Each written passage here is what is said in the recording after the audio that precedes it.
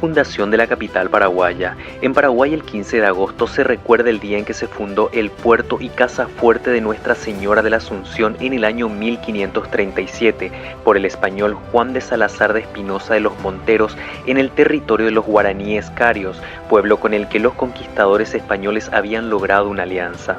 El nombre fue elegido como un homenaje a la festividad relacionada con la Asunción de la Virgen María al cielo en cuerpo y alma, actual dogma de la Iglesia Católica.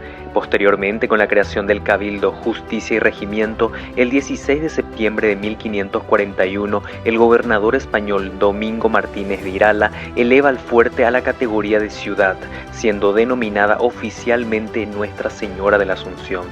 Los españoles también fueron responsables de que empezara a ser conocida como Madre de Ciudades, puesto que de ella salían las expediciones para las fundaciones de otras ciudades.